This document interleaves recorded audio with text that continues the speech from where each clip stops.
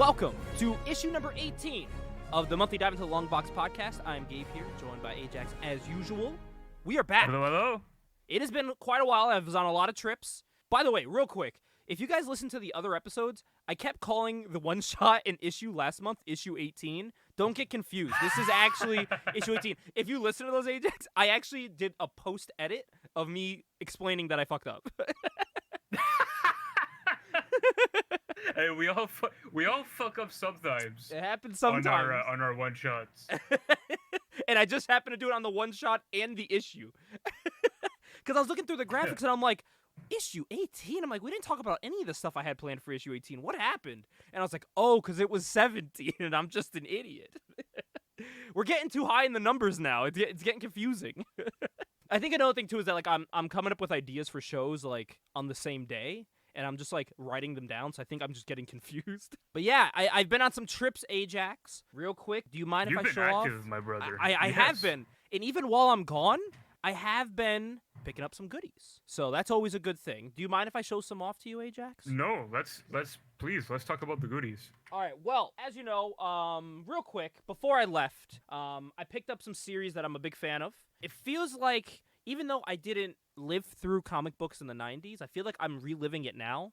Dude, I'm able to go to the comic book shop now, buy Witchblade, TMNT, X-Men, a Wolverine series, and Cyberforce. Like, how much fun is that? That's so awesome.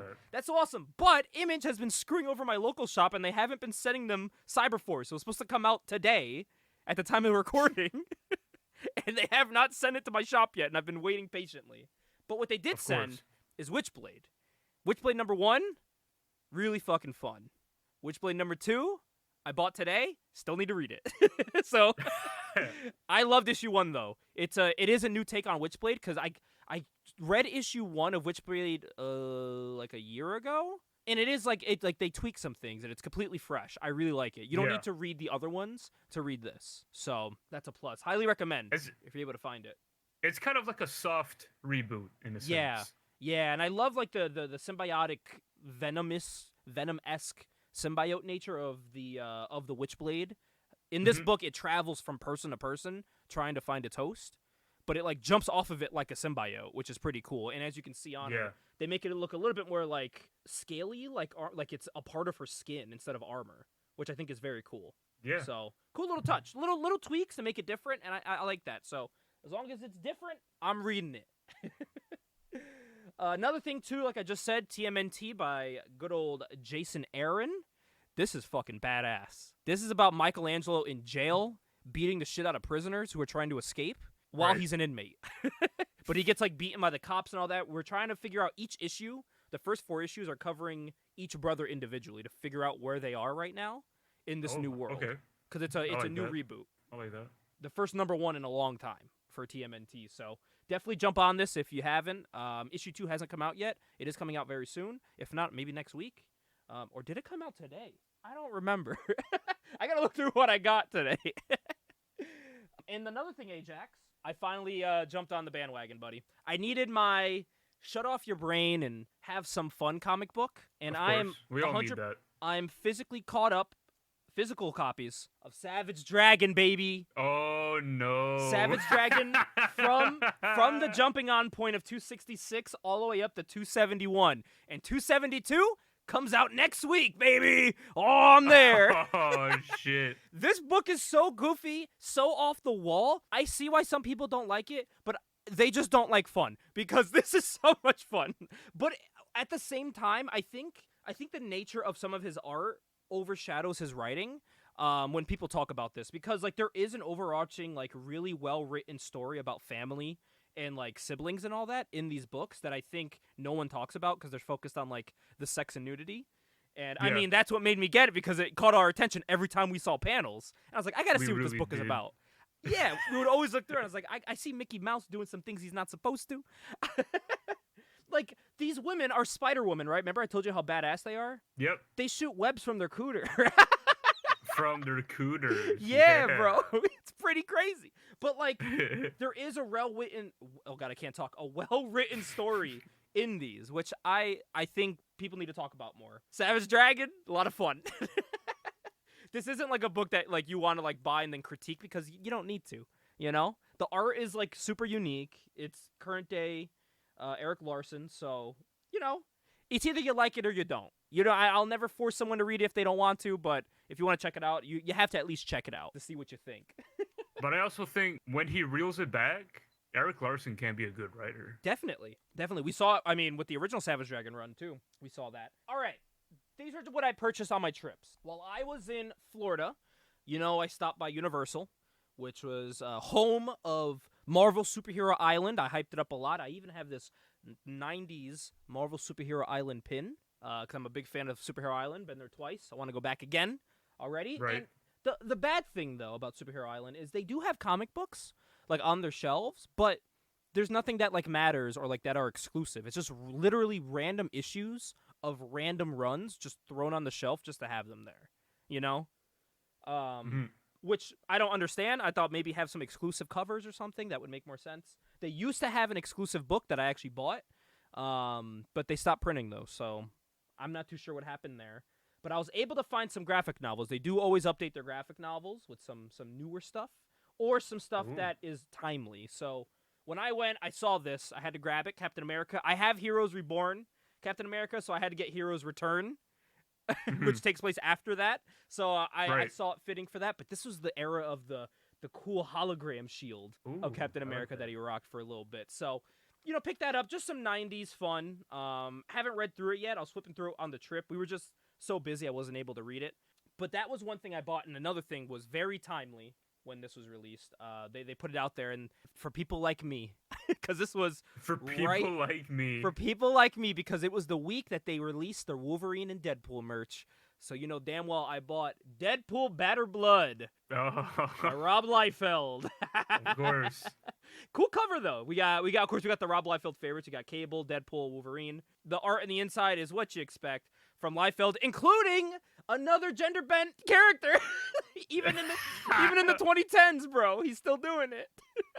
Oh shit! Is that just like gender bent Prophet? It's Shatterstar. It's Shatterstar from X-Force. It's Shatterstar, of course. But this book is what you expect, dude. There's like no backgrounds, just cool little images. But god damn, if that Deadpool doesn't look cool right there, like you'd be. I think it's fun. Oh, she's an actual character in the book. What the fuck? All right, now I gotta check this out because I like Shatterstar. I didn't know he made her a woman in this. I mean, I guess he did make the character. He could do that, but yeah. Yeah, like goddamn, what is that pose? I love it. I love it. He's jumping like Spider-Man. I love it. So yeah, those are what I picked up from Florida. Just some fun things. Like I said, we were supposed to go to more comic book shops, but we were just so busy with stuff, we didn't have time to really go anywhere. That it was kind of like we were like very stressed on the trip, to say the least. A trip I was not stressed on though was Puerto Rico, and I usually go to a certain shop there. I didn't go this time. We were going to some new places, looking at some new areas. But we did go to one place, Ajax, that did have some toys and have some comic books, sort of. They had like an art book, like a Superman art book, but it was Ed McGuinness art, so I was like this fucking close to buying it. But it was pretty big, and it would have been awkward to take back home. Even in my suitcase, I didn't want it to risk it breaking. So instead, I bought something else for like $10 more for $30. $30, no tax, $30. It is this giant behemoth of a book. It's He-Man, Masters of the Universe, the collection of the miniature comics that came with the toys. I have a couple different versions of these comics. I have the resold ones that came with the figures. I have like micro comic versions of these somewhere around here. And now I got the entire collection of them. This thing is fucking huge, dude. Like, I took this back in my backpack, regretted it. My backpack was so heavy, like so heavy. But what I like about it, though, is that it also has the mini comics from the He-Man figures that, like, was on TV when you and I were kids. Like, the really jacked He-Man. There's the comics from that also, which that was an instant buy for me when I saw that, because I love that series growing up. So yeah, it's a little bit of mix of newer and older stuff in it. And when people see this, they're like, that's so much to read. But you got to remember, the panels looked like this. There were just 3, maybe 4 panels at most. Very minimal dialogue for the most part.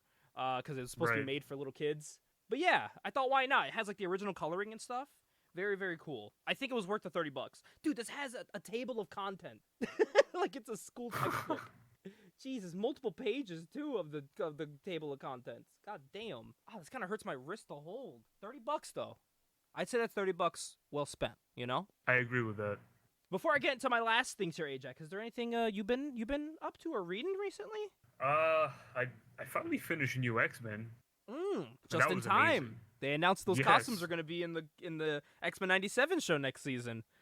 To be fair, I finished it before Deadpool and Wolverine came out. That was kind of like my Yes. deadline. I was like, I want to read this before Deadpool and Wolverine comes out. Just in case. Just in case. Instead, you needed to read Age of Apocalypse, Uncanny. But yeah, it was great. I really enjoyed it. I still don't know how I feel about Zorn being Magneto and then Marvel And then deciding to like not retcon Magneto. it. And now It's he's like, back in the what? books. Yeah, that's really fucking confusing. Yeah. And they didn't offer like a good retcon like reason either. I don't even remember the retcon. I just remember him being Magneto, and that was it. Because I remember they sold a Zorn toy, and you could take the helmet off, and it was Magneto under. So I always the retcon reason was just like, he did a lot of kick. He did a lot of like kick, so like he thought he was Magneto. It's like what? He just looks like him. He just looks just like him. He just happens to look exactly like Magneto. Don't you hate like, when you do some okay. cocaine and you end up looking like Robert Downey Jr.? But see, like I hate it, especially like with the benefit of hindsight, I suppose, because Zorn to me was actually the best new character in New X-Men. I love Zorn. I love He that was a image, great the character. meditating image of him where he's floating like with his hand like that, doing the thinking That's pose. a great cover. It looks cool. That's a great cover. I love That that. is very cool. But I just loved Zorn as a character so much. I loved like he was so zenful. Yeah. Like you couldn't get him out of his zen. He was and always so calm. He's like that now too in the new X-Men book. Yeah. He's like that again. The newer X-Men. The current the From the Ashes current run. As opposed He's to on new Cyclops' X-Men. team. Yes. That is now 20 years old. Damn you, Grant Morrison. But yeah, it was great, and I would recommend it. That's a series. I'd Drew's been recommend trying to anyone find. who hasn't really in like a physical, like physically. He wants it physically, yeah. Yeah. Well, I think now he's switching over to Marvel Unlimited because I showed him some other sites on the high seas. ARG, you know. Yeah. And the high seas. he said he liked those, but he liked Marvel Unlimited's, which I do agree, like their coordinated like storyline order that they put for you. So if you want to read like a certain run, they'll put the issues you need to read, including like the necessary tie-ins. They'll put them in there for you. Oh, so that's you just cool. and they put them in order, so in reading order. So you just read it through, which he likes because he doesn't have to worry about like figuring out what to read and keeping track of what he last read and how much he has. It just keeps track for him there. So he wants to do that. And I think he's gonna try to read new X-Men on there because every shop we go to, man, they're sold out of new X-Men here. We went to a couple hot different. run. Yeah, It's a hot run. You see Grant Morrison, you see X-Men, it's like, yeah, I gotta pick that up and read it. and hey, I'm gonna take credit here. Drew's buying weekly now. He's back to buying weekly. Oh, that's sick. Good for Drew, man. He's he sent me a picture. He was at the pool. He's currently in South Carolina. He's at the pool reading Uncanny X-Men #1. He was also reading X Factor #1. And he was very upset when I informed him today that our local comic book shop was in fact sold out of Wolverine. Even screwing me over because I can't read Wolverine 1 yet because I have to wait till next week to get it in. Right. Yeah, so he was like, not even the red band version? I was like, not even the red band version. There's nothing here. Or sorry, the red label. The red label version. I was like, there's nothing here. They are complete. And I guess he's trying to read all the new X series because he missed out on Krakoa. I was the opposite. I jumped onto Krakoa and then I didn't like it. I'm like the one person in the minority that didn't like the Krakoa run. It just didn't. I don't know what it was. It didn't. I read X-Men like 1 through 3. I gave it the 3-issue challenge, and I just couldn't stick with it. And then I read like the Gambit and Rogue series. I didn't like it. Shocking, because I love Gambit and Rogue, but they just weren't written well. Yeah, it just didn't connect with me, Krakoa. And then it just got too confusing. There's too many books going on. I don't know where the hell to jump on, even if I wanted to. So that's what he's jumping on it now. Jumping on X-Men early, and he's reading through all the X books. I'm only collecting and reading the team books. So X-Men, Uncanny X-Men, Exceptional X-Men, X-Force, X-Factor, and I'm not reading NYX. He's reading NYX. He's going to let me know how it is. Oh, really? NYX is actually something that I'm going to hop on, for sure. He's going to let me know how it is. I think it's because I'd never read NYX before, and, like, the team itself wasn't, like, anybody that, like, really caught my attention. Mostly because I didn't like how they wrote X-23 in Krakoa, and I think she's still written the same way, and it bugged the hell out of me. Because they write her like Wolverine, when she's not Wolverine. Like, she's called Wolverine now, but that doesn't mean you could just write her like Logan, which always bugged. She's her own person. I never understood that. And they just choose not to do that. She's like the grunting bub female. That's what she is now, and I don't like that. I like that when she was a different character. Like, if I want to read Wolverine, I'll read Wolverine. The self for me in NYX is one of the Cuckoo sisters from New X-Men is in that lineup. Oh, really? And I love the Cuckoo sisters in New X-Men. They're really funny. Yeah, the roster, they did pull some people from the previous book, the previous run, and they brought them back. Some of them, like X-23 and whatnot. But I think Kamala's on it now. They put her on NYX. Yeah. So, again, I think I'm also in the minority that doesn't mind Kamala being a mutant. I just didn't like how they shotgunned her death just to get to there. Yeah, that was really strange. Like, just make her a mutant. Just say, oh, she has mutant genes. Okay. That's fine. Like, yeah. Just say she has the gene. You don't have to kill her. That's such over. No pun intended, but that's overkill. You didn't need to do that. It'll do what they did like in the MCU, where they kind of like hint playing the X-Men theme that she's a mutant. Just do that. Who cares? But yeah, that's what I'm picking up. I'm not picking up any of the single runs, like not picking up Phoenix or the other Wolverine run. Like, there's a Wolverine, and then there's like the miniseries by Greg Capullo. That's the one we're trying to find. That's the one that's selling out everywhere because it's by Greg Capullo. Well, if it's by Greg Capullo, I might even check it out. Dude, supposedly, from what I've been avoiding spoilers, but people are saying it's fucking amazing. Like, it was worth the wait to get Capullo onto Wolverine. Which I'm pissed because I wanted to fucking read it today, but I can't. Yeah. I can't. And like, I'll read digital if I'm away, but if it's physical, I like to wait. Unless I just can't wait anymore, and then I'll read it ahead of time. But that's the whole point of me buying it physical to read. So, we'll see. Well, hopefully it comes. If it doesn't come in next week, if they can't get it in, then I will be reading it online. But yeah, so that's some stuff I've been collecting. I did get a weird kick though. That I don't even know if you'll even get it, because I don't even get it. So I have this growing up. My dad loved D&D growing up, right? Yeah. I played a couple games of D&D. I really liked it. I love D&D. I love watching people play D&D. I think it's so much fun. I found out in the 90s and 80s, Marvel had their own D&D game, the Marvel Superheroes game, and I was like, no shit. It's kind of cool, right? Then I found out after that they had one called Marvel Superheroes Adventure Game, and this was like the late 90s 2000s art, like Joe Mad type art right here. And what this has inside, I got this for like $40, and I found out this thing is worth a couple $100 now, especially with the box. It's just like, it's like the character books and stuff of like running a D&D game, but to add a cool factor to it, this is what made me buy it. It doubles as a fucking card game, a collectible card game. Oh, so shit. It gives you the whole pack of cards in the set. And so that was another reason to get it, because I wanted the cards, you know? And then I found out there was like a tabletop RPG with it, and I was like, oh shit, I don't know who I'm going to play this with, but I bought it, you know? And then I got a little curious. And then I found out they kept it going, and they had Marvel Universe, which is like the ultimate era of Marvel, you know, that you and I grew up with. So I'm like, shit. Have to buy this. It has cool little bios about all like the people. Very cool. I don't know why I'm buying these.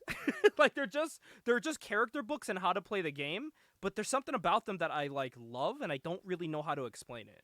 I don't know if it's like the art on the inside, you know, that really like draws you to it. I don't know what it is. Oh, that's new X-Men Wolverine. It is. Yeah, that's why I showed it. I have a very specific name for new X-Men Wolverine. What is it? I call him metrosexual Wolverine. Because he's so clean and proper. He's always like pounding his lips. Yeah. It's like GQ style Wolverine. So like, I got this, and of course in the lot it had the expansions. There's a Hulk expansion, and there's an Ultimate X-Men expansion. So I got this lot for like $15, so I bought it. So now I Fuck have it. like all these like RPG manuals. I don't know what I'm doing with them. I'm just buying them. And I found out there's some I'm missing. Am I going to buy them? Maybe. I don't know. Maybe. I don't know. Am I ever going to play these? Probably not. I just got them. And these are like complete too. They still have like the character sheets you're supposed to rip out. They have them all. Everything's still in here. Cool little art pieces in the back. Like, I don't know what it is. I don't know why I'm buying these. And I can't stop. I don't know. Get off my back, Ajax. And this is the last thing. I went to Terrificon, Ajax. Terrificon is the biggest Comic-Con in Connecticut. Well, that's what they market as, and I believe it after this year. This year they didn't have a lot of celebrities. They did have Charlie Cox, who plays Daredevil. He was there. He wasn't there the day I was there, though. He's there on Sunday. I was only there on Saturday for one reason. But the artist they had, bro, fucking amazing. So I got some signatures that I showed you that I want to talk about. I got one that I remembered the night before I went. It was the legendary Tim Seeley, creator of Hack and Slash, of course. Yep. I got, I'm a Seeley fan. You know what I mean? I'm a fan of Tim. So I pulled out my Local Man variant. I paid way too much money for when it came out because it's a variant. I don't know if you noticed this. It's a variant of Wizard magazine. It is. And even the font. It's a Wizard magazine we actually covered on the show. So, of course, I grabbed this one, and I brought it with me. He's super nice. I walked up, and I was like, hey, Tim, great to meet you finally. Like, Local Man. And I'll preach about this. Local Man, right now, in 2024, and the end of 2023, was, like, my number one series. Because it's such a cool concept. Of, like, 90s heroes in the modern day, but it's drawn realistic. It's such a unique concept. So, of course, I met him. He was super cool. And he was like, yeah, I drew this picture on Thanksgiving. Like, I was sitting at the table, eating with my family, just drawing this picture. And I go, no, it looks phenomenal. And he goes, yeah, even the little swoopy booby. And I said, dude, it fits the aesthetic. Like, that's perfect. The 90s books always had shit like that. So, and he laughed about it, and then he signed it, and he was like, no, thanks. And the cool thing about him, I didn't have to pay $1 to meet him. He was free. Wow. A lot of the artists had these little things at their booth where it would be a donation to like this charity. It's called the Heroes Initiative. It's for artists and writers and anyone making comics to help fund anything that they need. It's like a big collective.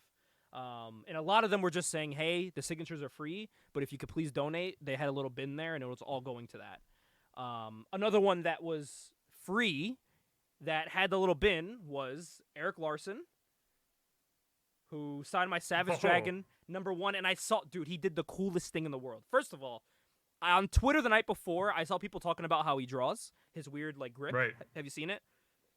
Yes. It's so weird. So, as we're in line, Justine didn't know what I was talking about, and I go, look, this little kid drew a picture of Spider-Man and Green Goblin fighting. This little kid in, like, elementary school gave it to Eric Larson, and he casually, in 30 seconds, drew the coolest-looking Venom on the piece of paper for the kid. And then signed it. Oh, wow. Yeah, so the kid had his own drawing, but then also had Eric Larson draw Venom on it. And I was like, for free. Like, that's so fucking cool, man. Holy shit. And but I saw him draw in real time, and it does not make sense to me how he draws, how well he does that way. I don't get it. I do not get it. And I went up, and he signed like that too. I'm like, holy shit, that's how he like writes. But after he moves the signature under him, he pulls his pencil out. He's working on pages of Savage Dragon at the booth. So, like, he moves my signature, and he's drawing a splash page of Savage Dragon jumping off the page. And I'm like, holy fuck, that's cool. Like, holy shit. That's crazy. He's drawing the new issue. And he did have some original art there, but, dude, the original art for some of these people, hundreds and hundreds. Some dude paid $1,000 for some Lee Weeks art, and I was like, holy fuck, dude. He just pulled out $1,000 in cash and gave it to Lee. And he gave him, it was a inked page by him and Klaus Janson of Daredevil. And he just, for $1,000, I was like, holy fuck, dude. Like, what?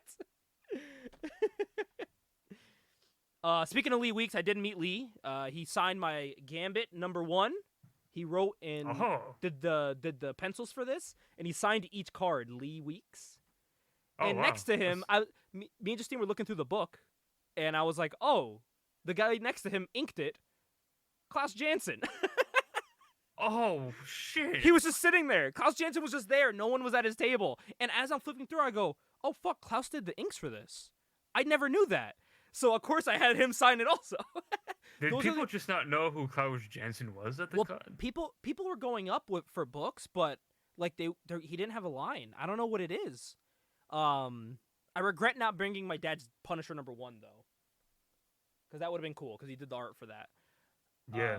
But yeah, no, and he was also drawing stuff for people too. This kid walked up and it was a girl dressed as Maleficent, and he just fucking drew Batman on the piece of paper for the kid, and then was like, "Here you go." I'm like, "What?" To be a kid nowadays, dude, what the fuck? Yeah, honestly, Jesus like, Christ. get all this free art. What the hell from like Legends? And I love it because they gave it to the kid, and she was all happy, and the dad was like geeking out. He was like, "Holy, thanks, Klaus! Like, thank you so much." And Klaus is very chill. He was just like just quiet. He was just vibing. Klaus Janson, by the way, $15 for his signature. Lee Weeks, $10. Those are the only two guys I paid for signatures, and they were cheap. And I gave a $20 to Klaus, and I was like, "Dude, just keep the $5." And they're like, "Oh, we'll donate it to the Hero Initiative." And I was like, "Please do." Yep. Like, yeah. So any tips or anything like that, they just put immediately towards that, which was really cool. So yeah, I met Klaus Janson. He was really nice. I did hear some horror stories about him that he's kind of cranky and mean. And when I saw him at first, he looked like he didn't want to be there. But when I went up to him, he was smiles and he thanked me after complimenting him and all that. So he was nice to me. Got not a bad thing to say about anybody, especially Lee Weeks, dude. Lee Weeks was talking with people like to the point the line was getting long. Like he wouldn't stop talking to people. But he was like super nice, and he grabbed my Gambit because it's an all black cover, and he pulls out a black Sharpie and he goes, "I know it's kind of weird. I'm pulling out a black Sharpie for this black cover." He goes, "Do you trust me?" And I go, "Yeah." Like, what? And then he signed the cards, and I was like, "Oh, that's fucking cool." Like, I never thought of that. That's cool as hell. And he smiled, and he was like, "Oh," I was like, "Thank you." He goes, "No, thank you." And I was like, "All right." Like, holy shit. And I was like, "You trust me?" Yeah, of course. And I don't know what it was about this con, dude. They had like custom made covers for books. Oh, okay. Supposedly, someone that's really over at this con is Taylor fucking Swift. There was a bunch of Taylor Swift Dazzler covers. I almost bought one. Huh. I almost bought one because it was this cover. It was this Gambit cover, and it said Taylor, but it was her with the microphone throwing the Dazzler sparkles, and it was like Taylor Swift's face, but on a Dazzler costume. But it looked like Lee Weeks' art. I almost dropped the $50 on that shit, bro. I swear to God, I almost bought it. I don't even like Taylor Swift, but I thought that shit looked cool. I don't either. I don't, but that shit looked cool. And I was like, all right, that's like unique. You know what I mean? That's something I won't find again, which I regret because it was the last one. It's something so dumb, but I'm going to regret it. I already know. I'm going to regret not getting the Taylor Swift Gambit cover. But one thing I don't regret, Ajax, is waiting in line for 3 hours. Even though I paid $50 ahead of time to not wait in line, I still had to. Right. To meet the legendary president of DC, Jim Lee. I finally met him. Every story you've heard about Jim Lee being a nice dude, he goes above and beyond in person. He was worth waiting 3 hours in line. And we made a new friend in line, too. Some other guy that was friends with a bunch of artists was just in front of us for 3 hours. Super cool dude. Like, so happy we met him. His name is Dre. Super cool guy. But we're in line, and the line was ridiculous, dude. You have, like... He had 5 lines just to get to him. There was, like, two lines to wait, 3 lines to get in, and as one line emptied out, they refilled it immediately with the people waiting. It was insane. We got in line at 11:30. I didn't meet Jim until after 2 o'clock. It was nuts. And also time got pushed back because of scheduling with him. They screwed up his Uber ride, his limo. They screwed it up. So he showed up a little late. But even him, like when he ran to the bathroom, he walked out to the line first before going to the bathroom, shook a bunch of people's hands and was like, "Hey guys, I'll be right back. Just give me like 10 minutes. Like I got to go to the bathroom, get some water, and then I'll be right back." Like he came out and told everyone personally that he'll be right back. Like don't leave. And he thanked everyone like for waiting and apologized, and he didn't have to apologize, you know what I mean? But everyone was like, no, like, dude, go, like, you're a person, go to the bathroom, like, we're not holding you back. But I walk in and like everyone had like a million things to sign, and when you walked in, it was like a square tent that was totally blocked off. But when you walked in, it was like a Jim Lee Comic-Con in a Comic-Con. You walked in, there was people. It was like you could buy every Jim Lee comic book that was ever made. You could buy it right there, whether you wanted it signed or you just wanted to buy it. There was Jim Lee comics, Jim Lee art prints. If you got your signature certified, there was a custom-made Jim Lee card, like a metallic metal card of authentication that you got with it. Like everything. They went above and beyond for Jim, which obviously, you know what I mean? He was the main attraction of the day, and he was only there for one day. So that's why the line was so long. But everyone's in there with a million things, and I just walk up. I'm my little X-Men #1, you know what I mean? That I got Chris Claremont to sign last year, and then good old Jim right there on the laser, sign right on Cyclops. I'm getting one of the hard shell things for this weekend to put it in, so it's not just on a regular bag and board, but super nice dude. We walked up and he was like, oh, like, hey guys, thanks for waiting. We're like, no, we're like, it's fucking amazing to meet you, Jim. Like, he's very short, by the way. But I was like, thank you. He shook my hand, and he was like, oh, is it your guys' first con? I was like, no, we come here every year. I've been to New York, but we never been to San Diego. And he was like, what are you just not bringing her? Like, what's happening? I go, no, that was before we dated, you know what I mean? And he started laughing. He goes, oh yeah, I saw you there with the other girl. She wasn't good for you. And Justine started cracking up, and I started laughing. And he was like, just this one? I go, yeah. And he signed it, and he was like, thank you guys for like everything. I go, dude, thank you for everything you do. Like, you draw, but it changes lives. Like, thank you so much. And he was just like super appreciative. He was smiles for the constant hours he was there. Just a super cool dude, super down to earth. He's a very jolly type of guy. He's just happy to be in comics. You know what I mean? Like, people are coming up, he's talking about books with people when they come up to him, and he was signing like crazy stuff. Someone brought in that like replica Magneto helmet. He signed that. Someone did get their first appearance of Gambit signed, and I was like, fuck, I should have paid for two things. And then people are pulling stuff out, like everyone has X-Men, and the dude in front of me pulled out a fucking Gen 13 Wildcats, and I was like, God damn it, dude. There's so many books I could have brought. But they capped you at 3, and I was like, shit. So I was going to get the X-Men #1, no doubt, because Chris Claremont signed that, so 100% getting both on that. But like the other two, it would have been first appearance of Gambit, because that's just, you have to. But the third one, I might have done Gen 13. You know what I mean? Even though Wildcats is Wildcats, I might have done Gen 13. Just because I like Gen 13 more. Well, Wildcats is cool. I like Grifter, but Gen 13 is Gen 13. We've talked about it enough on the show. Gen 13 is pretty fun. Yeah, you can't get enough of Gen 13. Can't get enough. But, Ajax, I have been babbling for way too long. Oh, got my headphones. That's what's been happening with me the past month. I wish we had an in-between show at some point. So it wasn't as heavy. But that's what's been happening with me. I have no more cons until November when I go to Rhode Island Comic Con. I have no idea who's going to be there. So, oh God, who's going to be at Rhode Island Comic? Let me see real quick. If there's any artist that you think I should get, Ajax. There's any artist that you should get? Oh, Fabian Assis is going to be there. I should have him sign Deadpool #1 that we reviewed. Oh, the Circle Chase, yeah. Yep, that would be cool to have him sign that. John Romita Jr. is going to be there. That is okay. That makes me happy. Jay Lee's going to be there. Ooh. That's another good one. That's a good one. Yeah. Mike DiCarlo from Death in the Family is going to be there. Oh, and they announced some other ones, but there are a lot of newer artists that I'm not too familiar with. Right.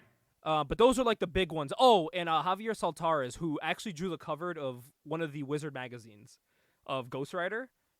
So if I get my hands on that Wizard, I may want him to sign that. That'd be kind of cool. Right. Yeah, that'd be sick. Oh, another thing I bought at the con. I didn't buy any new comics at the con. I did buy $40 worth of Wizard magazines. On top of what I had coming in the mail.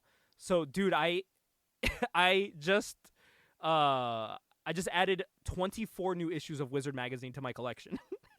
I have so many issues of that now.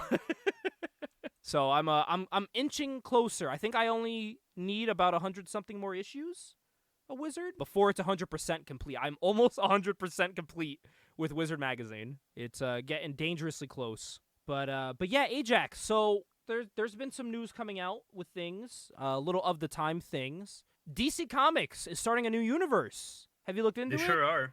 I haven't really looked much into it. I know that the alternate universe Batman's gonna be fucking yoked. Dude, he is ginormous. Yeah. He's just like a blue collar dude too. He's just like an everyday guy. Yeah. Which I like.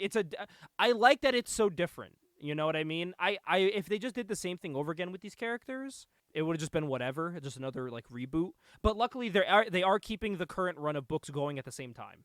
So if you don't want to read about new Batman, you can still read about regular Batman, which I like. Kind of like what Marvel's doing with the Ultimate Universe. What do you think about Superman? Superman's been kind of the only controversial one that's been announced. Do you know his deal?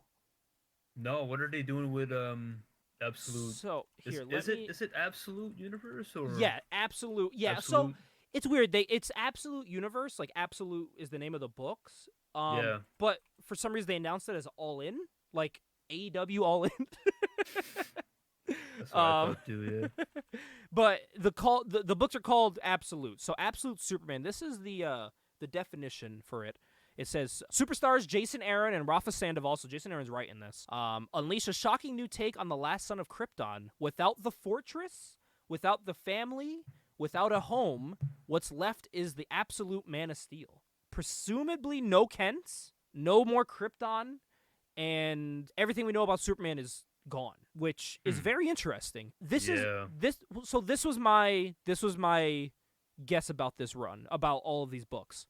So you know how in regular DC, Batman is the dark brooding guy, Superman's the hopeful one who is finding himself as a foreigner in, you know, our world and is finding good footing, and Wonder Woman is like the one that's from another place and she kind of doesn't fit in normally, you know what I mean? If you think of like a normal person. Yep. She's still like adapting to the world. I thought, what if they flip it around and like, what if the brooding one is Superman, the hopeful one is the blue collar worker who was just fighting to make things good in his city, Bruce Wayne, and Wonder Woman's still like that weird foreigner. Like, but what if they flip Superman and Batman, where that would be an interesting take of Batman being in the Superman position, looking at Gotham as like a glass half full, trying to fix Gotham instead of just having all this hatred and anger, because we don't know about the about the Waynes either, if they're dead or not. I have no idea what's going on, if they're alive. Alfred's in it, but he's like a former military vet, so I don't know what's going on with Alfred. So I don't know if he's like a family member or like a family friend, or if he's even associated at all, because there's no mansion. They're not millionaires, so I have no idea what's going on. So I would like that. I think that'd be cool to see, like a down-to-earth, happy, wanting to do good. Like he's happy as Bruce, but you know, as Batman, he gets shit done. You know what I mean? I think that'd be interesting. I don't know if it's just me, but I think that'd be interesting. Plus, also, this is a Superman I can cosplay. He has long hair, so I can be the Superman if I want to for a Comic-Con. His cape, too, has dust coming off of it, and no one knew what it was, and they confirmed at, like, a panel, too, that the dust is made of the ashes of Krypton. Like, he's carrying the weight of Krypton on his back, which I was like, that's fucking deep. That's a very Jason Aaron thing to do.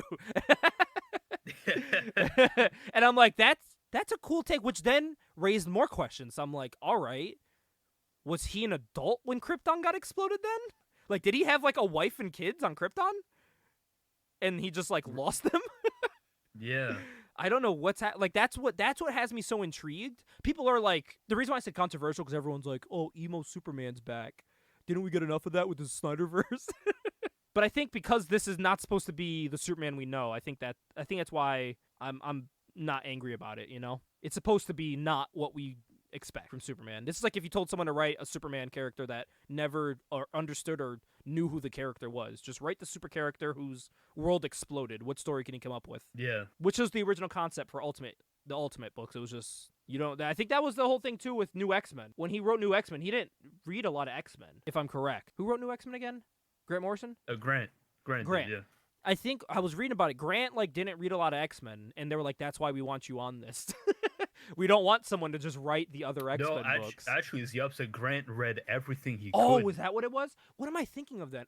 Mark Miller read nothing and got Ultimate X-Men. That's what I'm thinking of. I'm thinking of Ultimate X-Men. I'm mixing it up. Yeah. The only thing Mark Miller knew of X-Men was the first 2 X-Men movies. That's it. That's why the suits are so similar.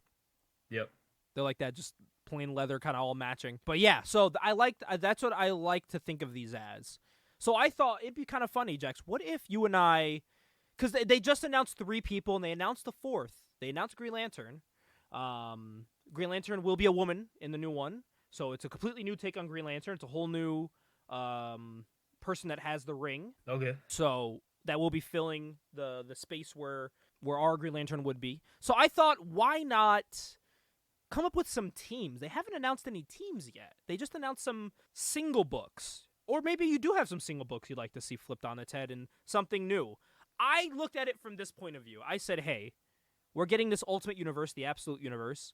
Why not take this as your time to introduce some Wildstorm people back? You know what I mean? And change them up.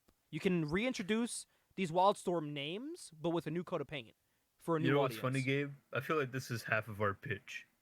Literally. Half of our pitch, like every time we come up with a topic, it's like, how can we bring back Wildstorm characters? One day they're gonna do it, bro. They're gonna do it. Yeah, one day. I'm gonna mark out. Oh man, I was reading Absolute Power, and all the heroes are getting fucked up. You know what I mean? I don't want to spoil it, but they're getting fucked up, like bad. Which is why, Right. by the way, Absolute Power, read that if you're able to, or if you want to wait for the trade paperback, read it. Highly recommend. It's a really Gotcha. it's as good as a Marvel event. You know, Marvel kind of goes above and beyond for events. Yes. This is DC just doing a Marvel event, and it's really fucking good. But they're getting fucked up by all these Metallos, right? Who's taking people's powers. And as they're fucking everyone up, they're down, like there's no one to help them.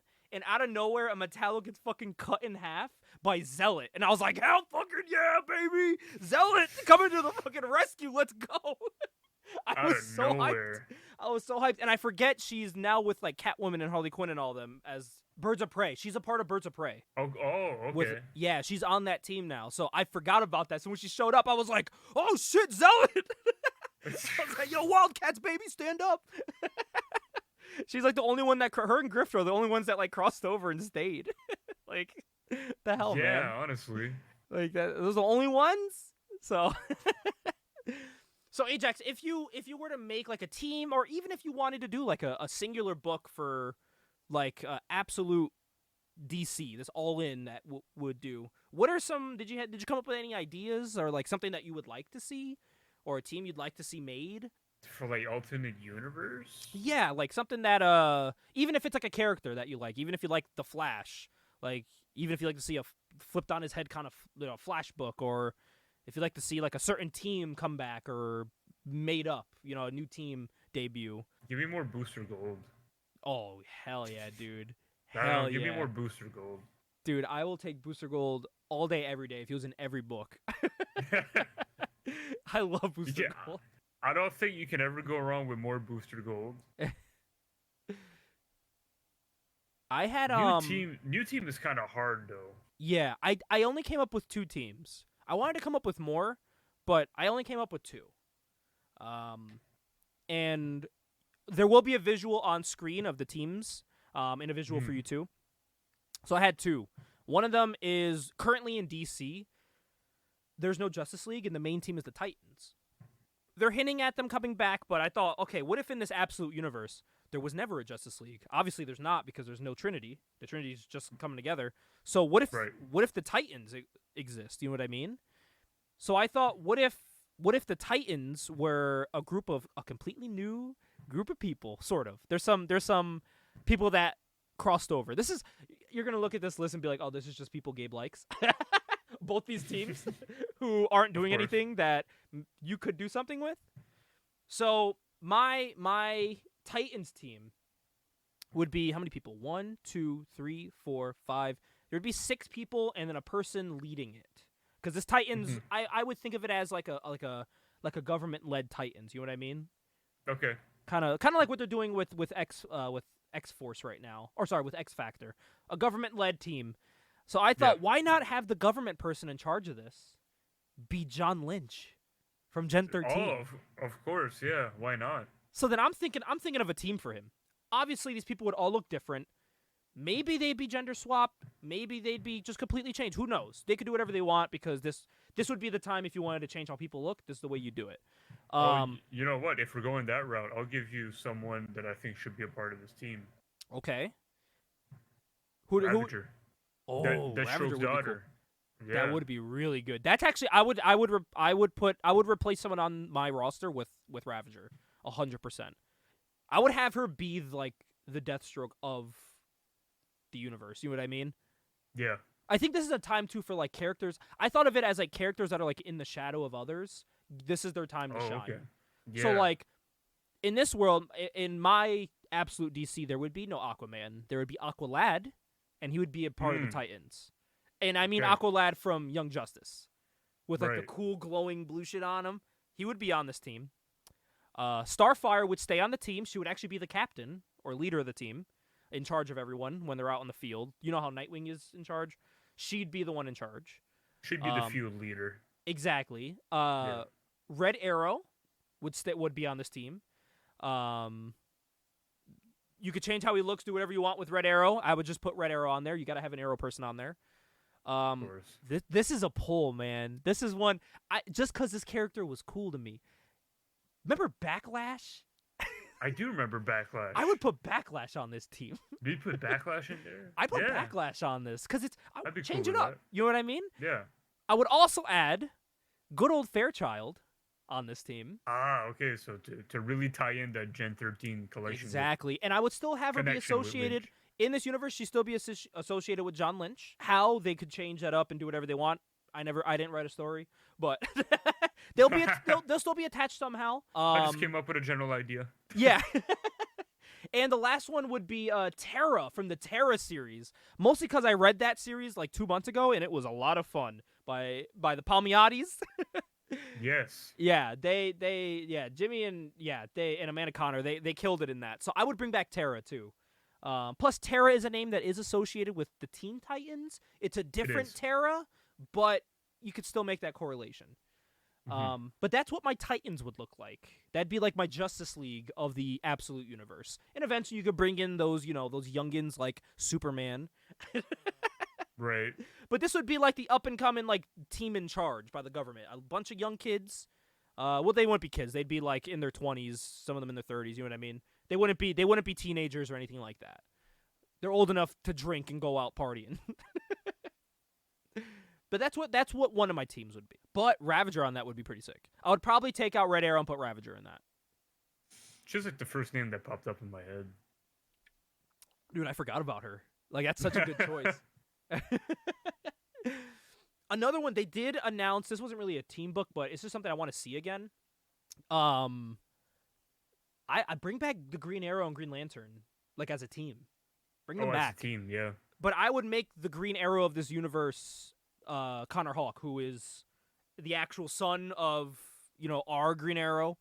But I would make them, and that's the actual image of the Green Lantern that they announced at San Diego that I added in. Okay. So Yeah. that's our new Green Lantern. So I'd say, fuck it, dude, put them together. I think that'd be cool. Okay. Even if you want to make it like a couple book, if they're like together, do it. I'd be cool with that. That works too. Yeah, you can just ideas. I think that'd be an interesting concept. Seeing mostly because I really love the team up of Green Arrow and Green Lantern. I miss that. And this would be like a completely different dynamic as well. Okay, yeah, completely different. Completely different. It's not what you'd expect. Because even Connor Hawke himself, even if you just took Connor Hawke and just put him in this universe, he's a completely different person than regular Green Arrow. And actually, he's currently Green Arrow in the books right now. Because Green Arrow is a little bit of a dick in Absolute, or sorry, not Absolute. Yeah, in Absolute Power, he's kind of a douchebag, turncoat. So his son took the mantle over in the meantime. Yeah, did any other single or team books for you? Not that I can think of. Booster Gold was really like the first one that popped up in my head because I was like, I don't feel like we get enough Booster Gold. We don't. Give another Booster Gold solo series. Even then, man, we don't get a lot of Blue Beetle. Like we get like the High Man, That is true. But yeah, We don't get OG Blue Beetle a lot. He was in the new run that got canceled. They canceled the Blue Beetle run that I liked. So yeah, I don't know. I think that'd be fun to see. I like the obscure stuff. You know, give me some Solomon Grundy. Yeah, dude. Yeah. This is also a good time too, because DC loves making their like villains into anti-heroes. This is your chance to like make them actual heroes or anti-heroes, and maybe turn some heroes into villains. You know, maybe make Flash a bad guy. Don't have a Reverse Flash. What if the Flash just isn't a bad or isn't a good dude? You know what I mean? Yeah. Something just to change it up. You don't have to have the same people be good and bad. This last team I made, both the team that they'd be reforming is just because I like it, and everyone on this team does not make sense together. It's just a grouping of people that are just together, but they would be like this universe's version of the Suicide Squad. You know, they're kind of just like a mishmash of people, the Suicide Squad. I did a similar thing, but instead of Suicide Squad, I'd bring back Stormwatch. Oh. And the list of people, ridiculous. Front and center, Red Hood. Will it be the usual Red Hood? Will it be a new character? You can do whatever you want with that. You know what I mean? Just the character of Red Hood, the gun-toting Red Hood. Even if you did something cool, made him like a cowboy, fucking do something. Something cool, change it up. Deathblow. No. Because I thought they would be really cool together. Yeah. And also Deathblow with Jim Lee in charge of DC, his creation of Deathblow, like come on. A lot of these you'll realize 1, 2, 3, 4 of these 5 people are Jim Lee 3 of the 5 are Jim Lee people. Deathblow's one of them. The second person I'd put on, we have our dark and brooding Superman. I'd say why not we bring in a more hopeful Superman. You know what I mean? Or even if this team could be bad too. I don't know. You can do whatever you want with this. I'd bring back Mr. Majestic, mostly because I like Mr. Majestic. Yes. He had a cool little interaction with Superman when they crossed over universes, when they did the big merger. And I think they did him really well. I think that'd be cool to see him come back.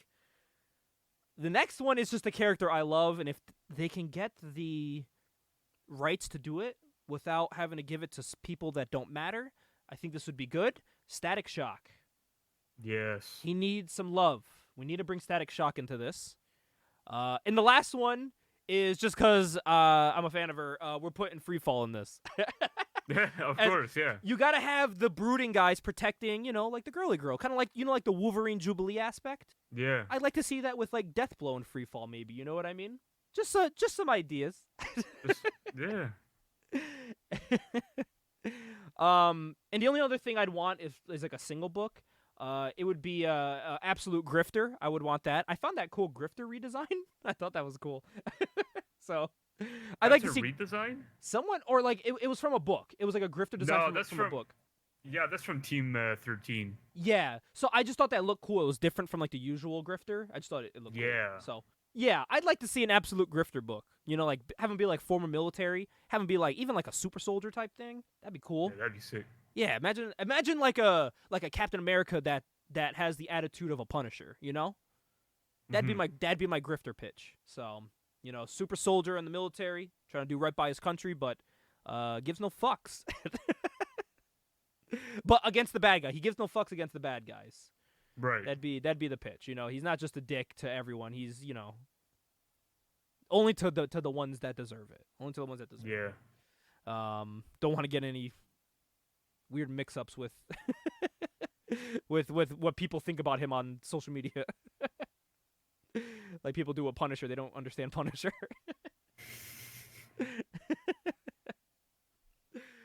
So no, yeah, I think when it comes to the Absolute Universe, I think I'm pretty excited. These teams I made up I literally was just sitting in my room one day and I was like, this would be kind of fun to talk about. What do I want to see? Yeah, what do I want? If they gave me the keys to the kingdom, what would be my ideas to pitch to them? It would be these 4 things I'd pitch as stories. Even though I can't really, if it was up to me, I can't write a team book. There's too much going on in that. Yeah, there's a lot going on team books. I think I could write a Grifter story. I think I could write a Grifter story that could work. I would talk a lot with my grandfather, who is in the military. Yeah. I think that'd be. I would need that, but I think I could get that done. Ajax, I think we should write a character like this grifter I just pitched for our comic books. You gotta come up with a design. Yeah, I'm just gonna use this design. No, I'm kidding. Hey man, I could. Watch, now you're gonna get a text of a character design. Try it. Experiment with it. He will be called Shifter. Shifter. Because he's shifting rounds into people's heads.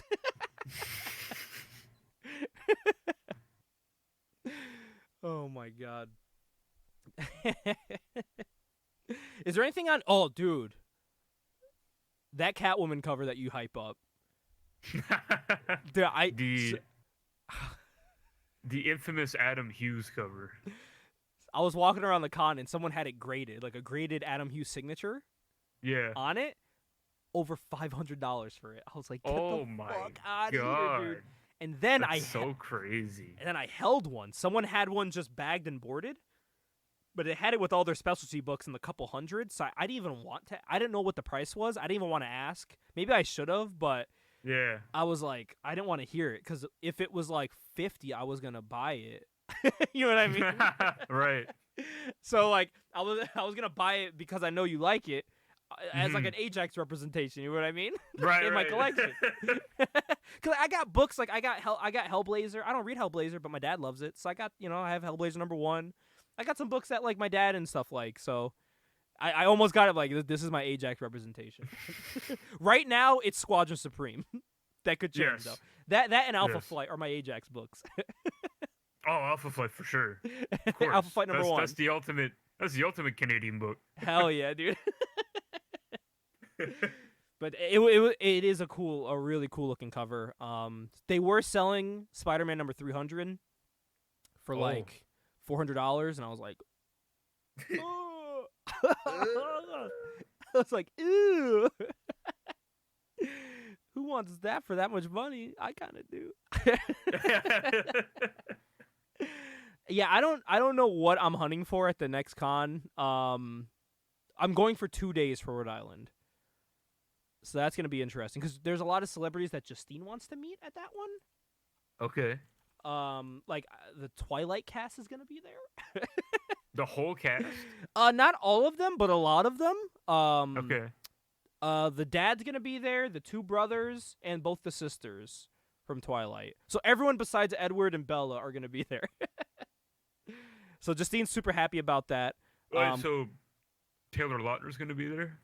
Sorry, he's also not there. Oh. Of the Cullen family. Christ. Of the Cullen family. Of the vampires. The three fucking people that I know from those movies aren't going to be there. The people who will be there, though, Brian Austin Green from 90210, or as I know him, from Smallville. Also from Terminator, Sarah Connor Chronicles. Charisma Carpenter from Buffy. Oh, is he gonna be there? Carpenter. Yeah, okay. dude. Yeah, nice. I take a picture with her. Yeah, hey, yeah, dude. Cole Sprouse from Zack and Cody. What? In Riverdale. Oh. That's right. Yeah, he is Jughead. Fuck. You guys may not know this name, but Darren Norris, he's the voice of Cosmo from Fairly Odd Parents. Oh my god. And so is the voice of Danny Phantom. Yeah. Oh, they also announced WCW World Heavyweight Champion David Arquette. Don't ever see that. Should I have him sign my replica title? No. One that I did want to meet, Ernie Hudson's going to be there from The Crow and, Ghostbusters. Oh, fuck. Yeah. I wanted him to sign my Crow, but Ernie Hudson wants to charge almost $100 for a signature. And my god. Yeah. Ernie, come on. Bro. Come on. Give me some slack. Dude, Giancarlo Esposito's going to be there. He's $80. I'll pay for his $80. He's like, of course I'll get Giancarlo Esposito to sign something. That's Stan Edgar right there, brother. Damn right it is. Oh, awesome. Hayden Panettiere is going to be there. Wait, really? Yeah, she's going to be there. Mm. Please sign my Hero Season 1. Oh, this is for you. JoJo Siwa will be in the building, signing autographs and recording TikToks. Do you want to do that really dance? She does. No. That's sad. But to make up for it, John Barenthal will also be there. So Okay. that's a good one to look out for and look forward to. The goddamn Punisher. Also, great timing too with, Daredevil coming out. Dude, did you see what he looks like? Looks like he's on fucking Ozempic. Yeah, he's small now. Everyone's losing weight. First it was Yeah. MM, now Punisher. That Ozempic, man. God, fucking everyone's getting in deadly. shape. Stop it. No, they're losing all the fat from their face. They're all skin and bone now. They all looking like Starlight, bro. Oh my god. Starlight looks terrifying. It's just horrifying. Yeah. But yeah, no, I'm excited for this one. There's a lot of stuff. The voice of Timmy Turner's gonna be there. Tara Strong. So Oh, Tara. Tara Strong, I the like- voice of I a like lot Tara of a lot. people of your childhood. Yes. Holy shit, Tori Spelling's gonna be there from 90210. Holy shit, William Shatner. God damn. William Shatner. William Shatner's gonna be there. So is Sam Witwer from Smallville. No, he was Doomsday. He was also the voice of course. Darth Maul, and he was in Force Awakens. All that. Oh, not Force Awakens. Sorry. Fucking what was the Star Wars games from back in the day? Force Unleashed. Yes. Oh, Raymond Cruz from Breaking Bad's gonna be there too. The dude that was always coked up. Go woo! Yeah. That guy. Yeah, he's gonna be there. Yeah. Oh, and Ray Park, Darth Maul. He'll be there too. So. Oh, Oh, and Ray Shaggy from Park. Scooby Doo. So honestly, there's not a lot of comic book celebrities going there. It's a lot of like regular pop culture celebrities being there. You know what I mean? Wait, hold on. Ray Park, Darth Maul. Toad. Was he? I was gonna say, was he not Toad? He was. He was also as well? Toad. In Yeah. in the first X-Men movie. Yeah. Yep. So yeah, he's gonna be there too. So it's gonna be fun. I think it's gonna be a good time. There's social media guests also. You want to meet your favorite TikTokers. You ever heard of Brandon Rogers? No. Oh, he used to make really funny skits on YouTube. He's gonna be there too. So to be a good time. I'm upset though. There's not a lot of I think the only comic book related one here is John Barenthal and maybe Ernie Hudson and Hayden Panettiere. I think those are the only ones. Everything else is like regular pop culture movies.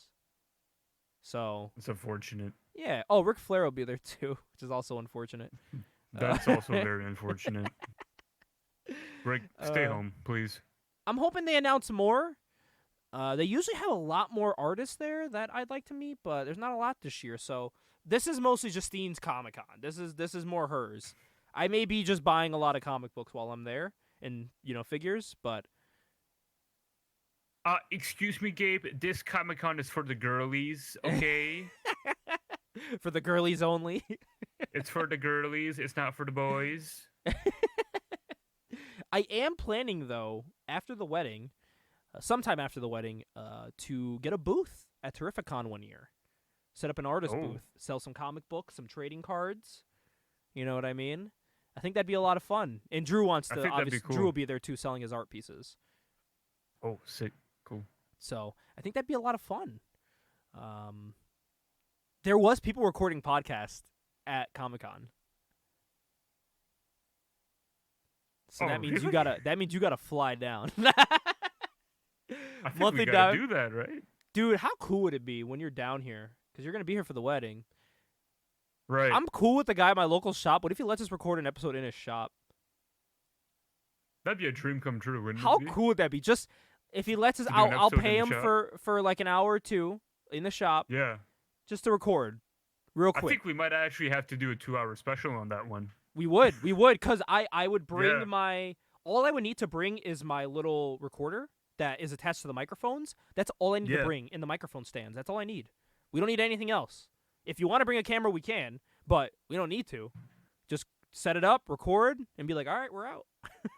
We can look at books. We can review the book in person. He'll probably have it there. I'm going to have to talk with them. That'd be a lot of fun. Drew would want to be there, too.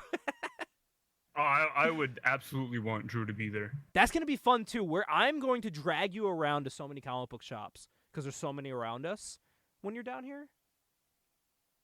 It's gonna be a lot And of fun. The best part is I don't even have to drive. No, I'll drive you. I'll be your chauffeur. I'll drive you everywhere. To me, that's the best part. It's like, oh fuck, I don't know these roads. He goes like, No, no problem, I do. dude, there's shops in Mass like 30 minutes away. Not even 30 minutes, maybe 20 minutes away. There's 30 minutes south of Connecticut. There's like 10 shops. Some of them I've never even been to this day. There's so many around that I haven't even been to them. So I'm Oh, gonna we're have hit to. up some shops. I'm gonna have to get a list of like some of the best ones. You know, there is one that I think it's called Cave Comics. I think it's the oldest comic book shop in Connecticut right now. Let's see, Cave Comics. So they have a website. They've been around for quite some time. I don't think they have a website. They do have a Facebook page. Yeah, they do not have a website. But when I was talking to the guy at my shop, I asked him, I was like, "Are you?" Because they've been around for 30 years. The shop I go to, they just had their Right. 30th anniversary. So all their books were 30% off on the anniversary. So I asked them, I was like, "Are you guys like the oldest shop in Connecticut?" And he goes, "No, I think it used to be called Batcave Comics, and then DC found out and made them Right. change the name." And he said, "No, I went there as a kid, and he's had this shop for 30 years. So he went to Cave Comics as a child and like teenager. So Mhm. that is one I've never been to. That I need to go to, just to say I went. You know, Right, of course. it's the oldest shop in Connecticut. The images, if you look at it like on Google, like they're just the most mom and pop looking shop on the inside too. It's awesome. There's a lot of those. We have a lot of mom and pop shops in Connecticut. Which I like that though. I happily I like that. support. I used to get my Yes. books from Newberry Comics, but I stopped. I couldn't do it. They kept fucking up my orders. They just didn't care that's- they didn't care about comics. That's a problem. Right. And you would think with the name Newberry Comics, they'd care about the comics. Especially the newer ones. Exactly, because that's like where their money's coming from mostly. That and trade paperbacks, but they don't have like long boxes of old books. But yeah, they'd always. I'd go in. I would expect 8 books. I'd get like 4. I'm like, where's my other 4 books? You know what I mean? Like, what the hell's going on? Meanwhile, Wayne at the shop I go to now, he adds books in that he's like, hey, I think you'll like this. You want to check it out? And he'll throw it in. If I didn't like issue 1, he'll flip issue 2 upside down. And I was confused, like, why are all these upside down? He goes, oh, I didn't know if you wanted to get issue 2. I just put it in there just in case. Just in case you liked issue 1. I was like, hell yeah, throw them in. I'll give you all my money.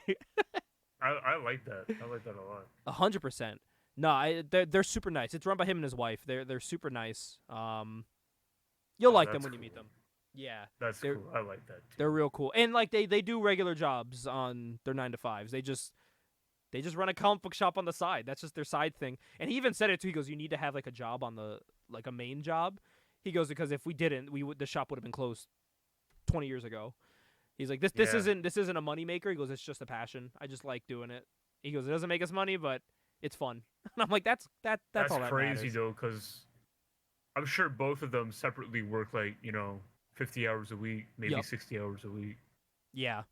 And I can't say what they do on here. I can tell you off stream, but they're well off. So like they're able to do that. But they're very much like you go in no matter how hot it is, how cold it is, if it's pouring rain, if it's super busy in there, they give you a big smile and they know you by name when you walk in. So there's sometimes when the wife is leaving, she's like, "Oh, hey, Gabe," and I'm like, "Oh, hey, what's going on?" They sound like salt of the earth. That's Yeah. pretty cool. They're so great, dude. When I was there for Free Comic Book Day, it was batshit crazy in there. Just you couldn't walk. You were like this. It's like you were walking around Times Square. It was ridiculous. But I walked in, their smiles, even though it's insane in there, and they called me over. They're like, "Hey, we put books away for our members, so we put it in your box for you. Put a bunch of free comic books in there for you." And I was like, "Oh, thank you." They're like, "Just in case you couldn't get in today, we put some away so you can have some of the Free Comic Book Day books." And I was like, "Holy shit." Never That's so- experienced that. That's so considerate of them. Wow. Hopefully, you get that shop opening up and getting books for you near you, though. Yeah, so the only bookstore that we have in town, it's a used bookstore. I mean, Mhm. they sell newer books as well, but it's primarily a used bookstore. They put out a Facebook post like, "Hey, if we become a pull box for comic books, would you guys be interested?" You were And like, yes, yes, yes, immediately yes, I yes, was yes. like, immediately I was like, yeah, I am fucking interested. You're like, I will single-handedly fund this entire endeavor. Yes, like I am very interested, and I'm hoping that a lot of people comment that they're interested. Yeah, Because the trust me, closest comic book shop to me is 3 hours, and I don't want to drive 3 that hours. is a troop. Yeah. That is a troop. The thing is, like, it starts off as calm, and now I used to spend $5-10 a week, maybe 20 tops. I spend like $30 to $50 a week now on comic books. Because there's so much good stuff now. Like, if I was to look at There my is. list, like, there's so much good stuff. Like, look at this week alone. Blood Squad 7, the final issue came out this week. I'm reading Daredevil Woman Without Fear along with Daredevil. Because I like the Daredevil run, so I'm reading the Elektra run. 2 great Right. books right there. Local Man, phenomenal. Mhm. Titans, really good. Ultimate Spider-Man, home runs. Witchblade. Wonder Woman, I don't. That's just on my pull list because I'm trying to like see if it gets better. But Tom King, this isn't his best work. I'm not. It's not too out on it. But Superman, amazing. Like this week alone, like of all the book and Wolverine, of course, which is not in my collection yet. But just that week, just today alone, like those are all the books I'm getting, and they're all home runs. Like even next week, damn man, I got X-Men, X-Force, Deadpool. Like this is the most like '90s lineup ever. I got. In 2000s, I'm able to get X-Force X-Men, Ultimate X-Men, a Deadpool book, the new Rob Liefeld run, and a Batman Right. book, a Batman single book. Like, what the hell? Crazy. So, this is a hot time for comics for me personally. I'm not with like the negativity on like those like a lot of YouTubers are like really negative on comic books nowadays. I don't mess with that. I like to find like the good in the books. Like. Yeah, there's some bad books. Just don't read them. I'm reading Wonder Woman because I'm hoping for the light at the end of the tunnel. I know Tom Keene can't write. He can write some good stuff. I'm waiting for it to happen. It started off hot, and then it hit the brakes, and it just hasn't started up again. That's the issue. I was gonna say I don't really hate where comic books are right now. No, I think it's in a really good spot, both from a reader standpoint and I think a collector standpoint too. This is a good time to like look at Andrew. Like Drew's hopping in the books finally again. It's been decades since he's done that. Freaking Jonathan texted me the other day. He found a whole bin of comic books he wants to go through. Tomorrow we're gonna be doing that tomorrow. So we're gonna be looking through some comic books. I'll send you some pictures. That See should what's be in there. fun. Yeah. So this is like a time like people are getting into comic books again. I think it's really fun. I think because there is so much variety. There's something they always say, oh, there's something out there for everyone, but there legitimately is now. Like there's something like there's definitely something that you will find and you will like. That's how I'm hoping. I truly believe that in comic books that if you actually give it an honest effort to get into comic books, there's a publisher out there for you, or there's Yeah. a book out there for you. Like if you want to read a manga but you don't, if you're into mangas but you want to read comics, pick up Ultimate X-Men. If you Yeah. want to see Mickey Mouse sexually harassing a person, get Savage Dragon. You want to read about the X-Men? There's like 8 books right now for you to choose from. All different, too. Yeah. All different. You read X-Men, it's not the same as Uncanny. It's not the same as X-Force or X-Factor. They're all different genres, which is what I really like. X-Factor is the comedy book. Uncanny X-Men is like the very, very drama-heavy book. Like, the first issue was kind of sad. It dealt with like a kid with cancer and stuff. It was very sad and like deep. Like Gail Right. Simone really was heavy with that one. It was good. It was really good.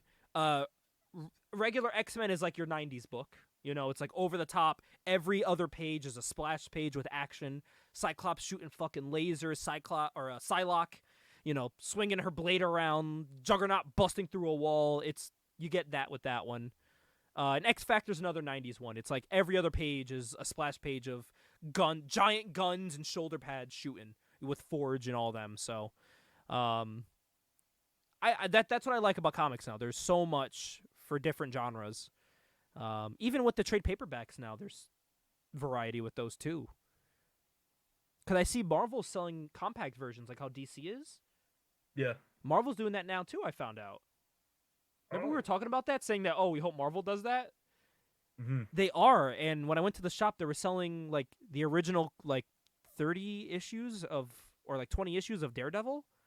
So you can have like that initial Daredevil #1 of him in the yellow suit by like Jack Kirby and all that. Okay, You can just own it again, just like in a smaller format. that's pretty. And Cool. they're doing it with different heroes, dude. Spider-Man, there's like Amazing Fantasies inside of it. His first issue with the Fantastic Four is in it. Very cool stuff.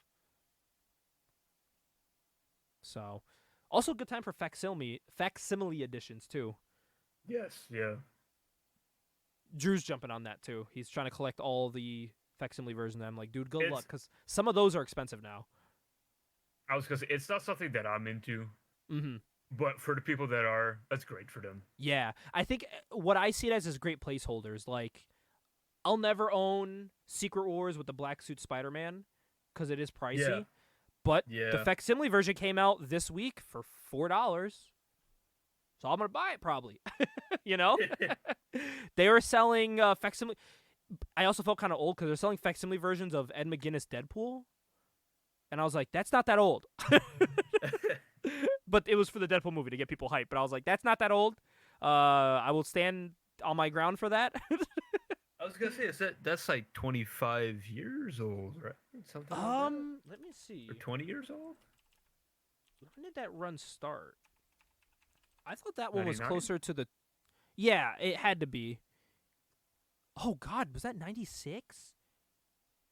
Oh, even sooner. Holy shit! Why did I think that was like not like 99 2000? Why did I think that? That's funny. Holy shit! 1997, the year I was born. That's the issue Wow. that came out.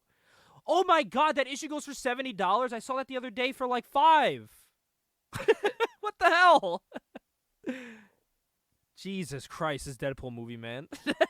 Killing me. Oh my It God. shot everything up. Everything went up. Well, not everything, because the Deadpool books I have didn't. The hell's that all about? It's to the point now, you're better off just getting a graded book. They're about the same price. Yeah. Instead of paying $90 for this one, just pay the $150 and get a graded one. A PSA 9.6. Just get that.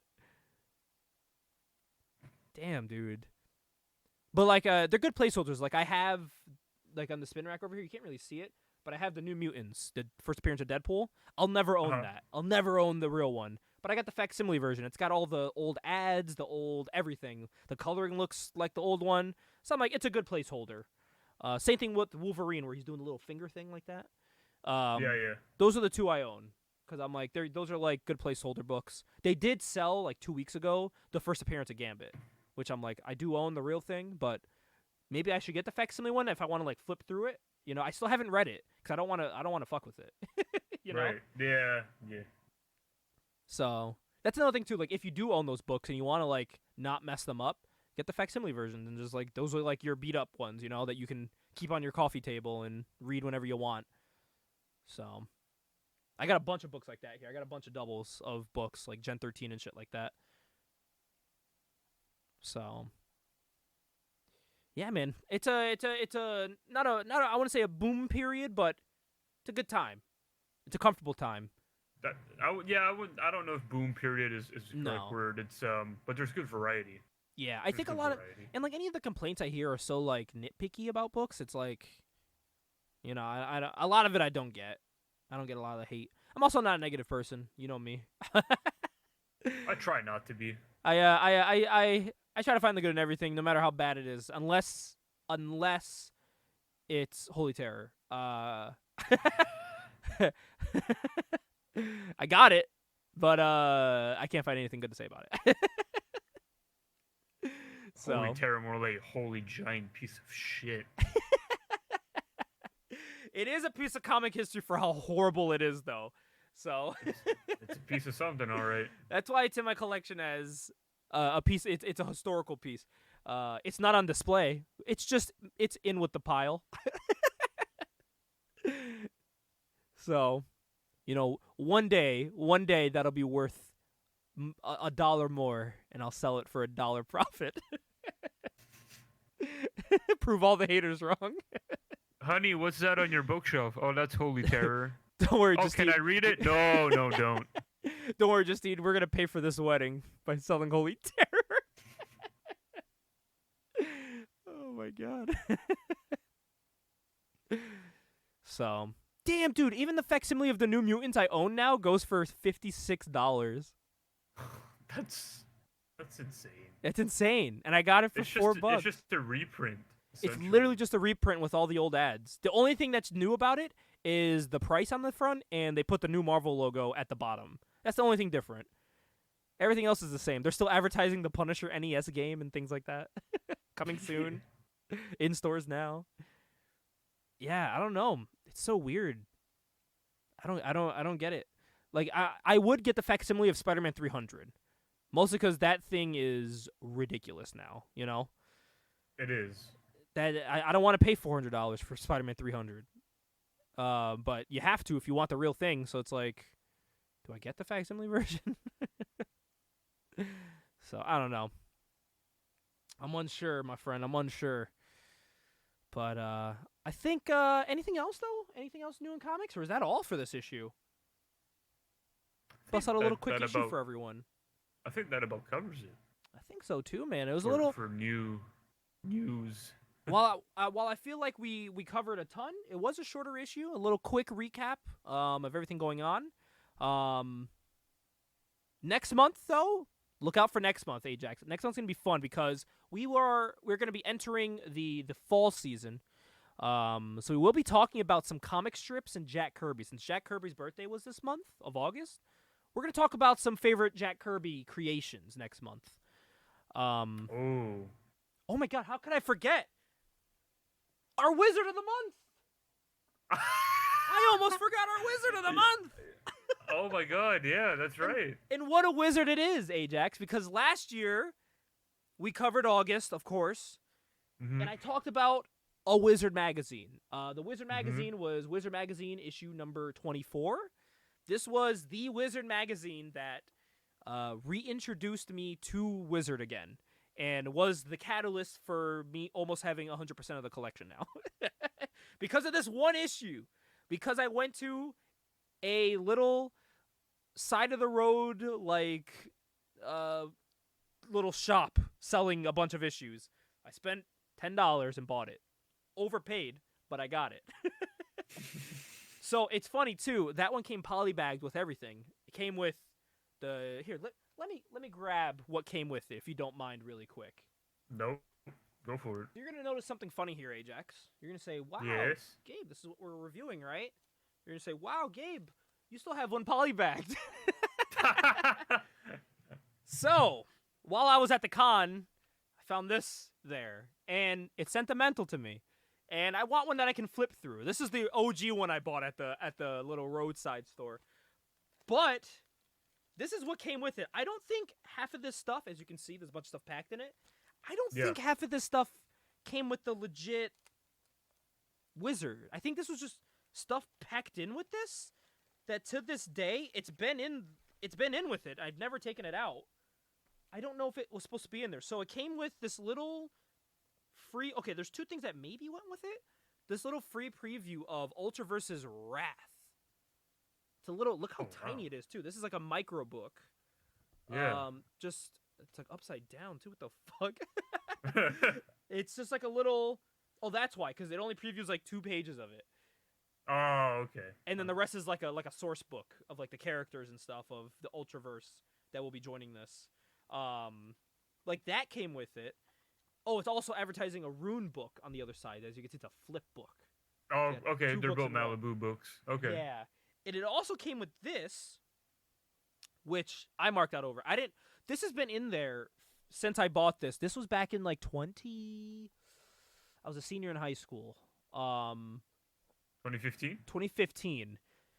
Because I went to this little shop with my ex and her family, her parents, and we only went because her dad collected Wizard magazines. That's And so sick. And he was pissed that I actually got the one I did, because I guess he was eyeing it down the week before, and I got it. I bought it. But it came with this other little micro book here, Brute and Babe. So if you read through Wizard magazine, it teaches you how to draw with these 2 characters in the segment called Brutes and Babes. I guess they had their own comic book. That's Brute. It's just a generic character that they put in the books. Here's Brute and Babe connected through the nipples. So that came with this also, and it wasn't until like last weekend when I realized this was in there. And I was like, oh shit, that's like Brute and Babe from inside the book. Like, holy shit, they had their own comic.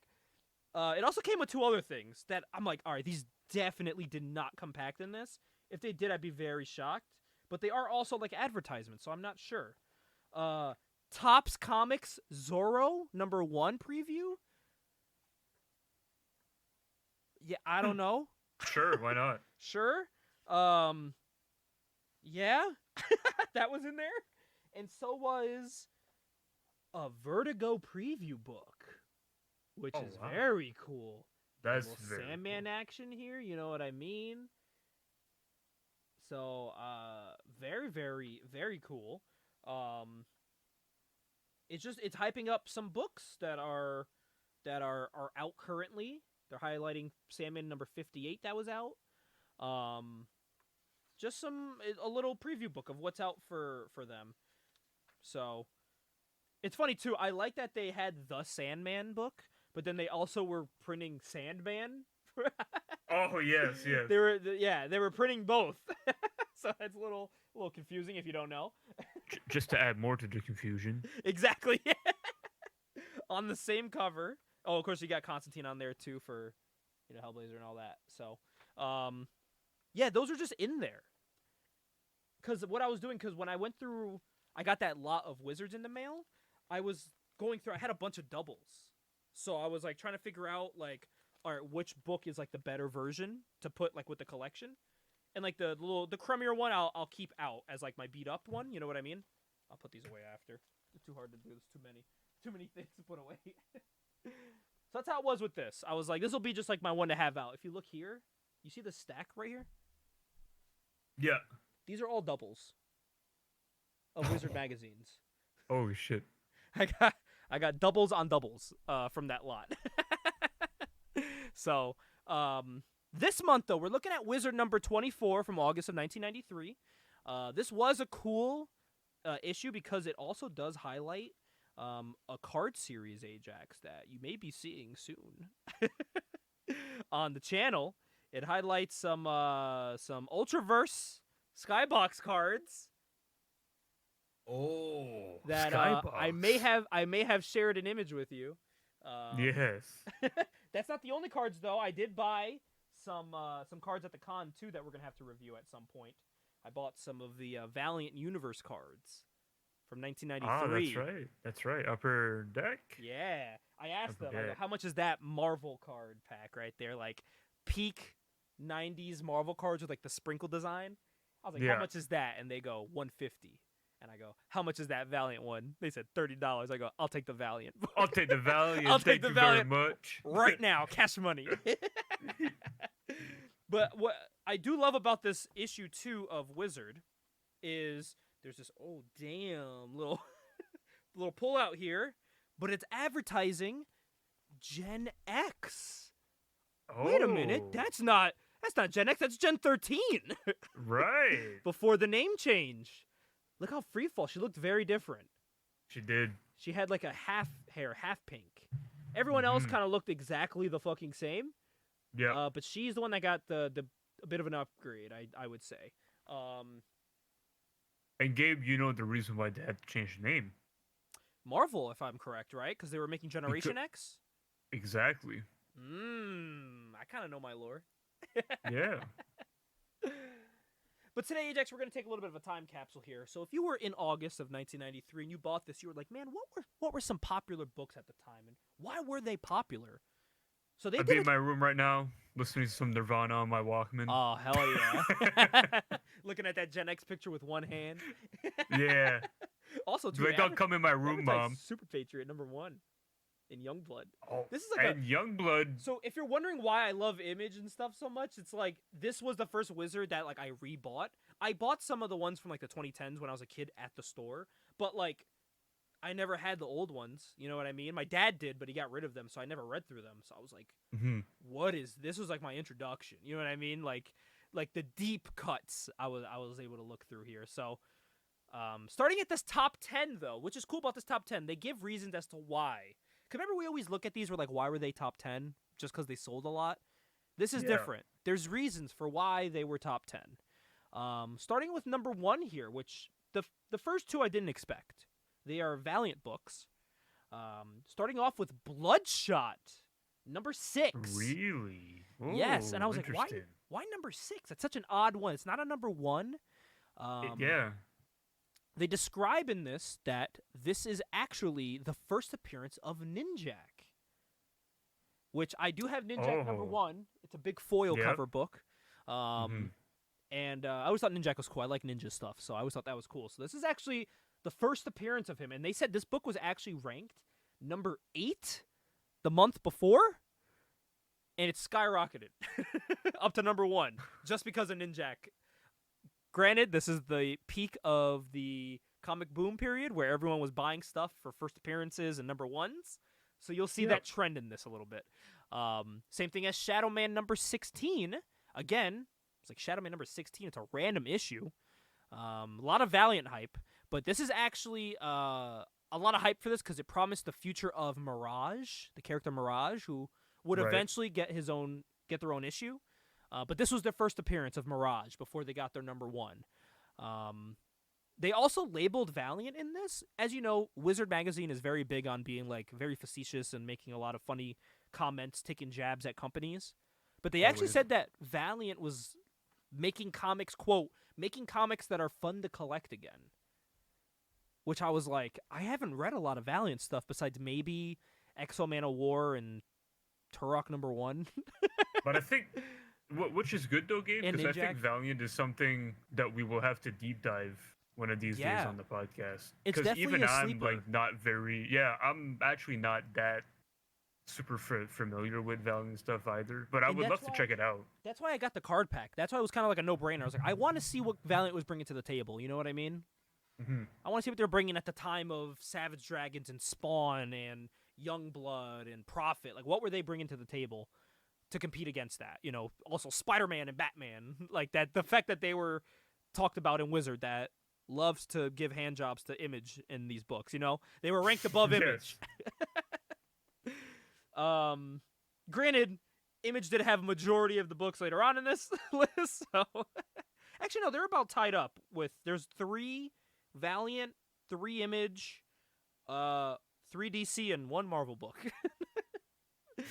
Number 3 of this list was Sword of Azrael. Number 1. It says number 1, but this was just a one. It was part of a 4-issue series that eventually got a trade paperback. They said that this actually also climbed the charts from July. It was number 8 in July. Now it's 3 in August. Sorry, I believe Bloodshot was number 6. My apologies. I got those mixed up. Bloodshot was number 4. Oh, number 4. Okay, I was real Yeah. off. So this was number 8. This is the one that was number 8.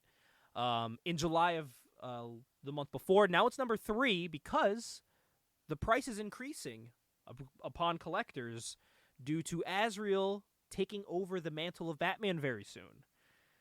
This is during Nightfall.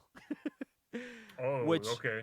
A lot of people were soon going to be selling off a lot of those books because they ended up not liking Azrael as Batman. They liked him more as just Azrael. Yeah. Who would have thought? You make a character so different from Batman, they like him, that you try to make him Batman, and they're like, this isn't what we wanted. I So- might be one of the few people that didn't hate it. I didn't either. I read through all of Nightfall. What I didn't like is that they actively made you hate him. Like, they made you want to hate him. Yes. They put Yeah. everything in his way to make you dislike him, and then they said, hey, why don't you like this guy? It's like, well, because you have him being a dick to everybody. Like, Everybody. he's a dick to everybody. He is hot-headed. He's doing shit that doesn't make sense. He's yelling at Robin, who at the time and who to this day everyone loves. No one dislikes Robin. Yeah. So it's like, what are you doing? What are we doing here? They actively made you not like him and make you want Bruce back. So I don't understand that mindset. I don't get that at all. Like, as I was reading it, I was like, fucking hell, where is Bruce? Like, it's just, they were obviously building for him to come back, but it's like, what was the point? Like, there was no point. Yeah.